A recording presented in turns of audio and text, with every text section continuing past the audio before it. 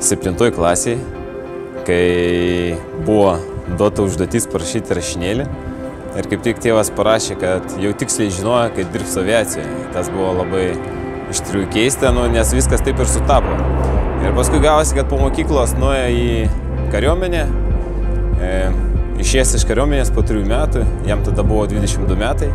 Jis iš karto pradėjo dirbti kaip technikas, gal pagalbininkas kito techniko.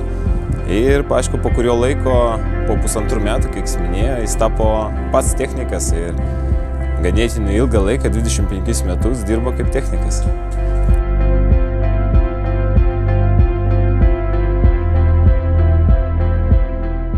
Paskui jie atrinko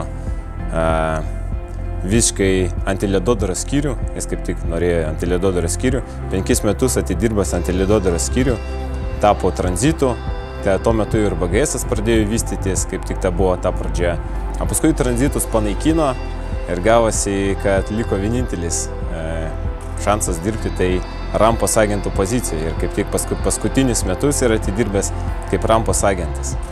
Tai va tokia jo kelionė, galima būtų sakyti, nuo pat pradžios iki dabarties ir iki pensijos. Kažkaip ir sutapo, kad visus 42 metus ir pradirbo čia Vilniaus oro uoste.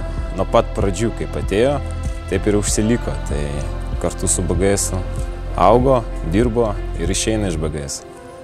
Su aviacija taip jau susipažino ganėtinai anksti, kadangi tėvas nuolatos dirbo, jie ten turėjo savo lėktuvą, tai vis tiek kažkokios ekskursijos vieną kitą kartą.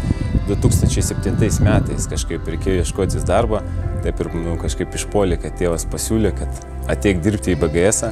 Ir galima sakyti, nuo to laiko ir dirbu BGS, tik tai skirtingose pareigose. Bet toliau tęsiu tą darbą, kurį pradėjo tėvas.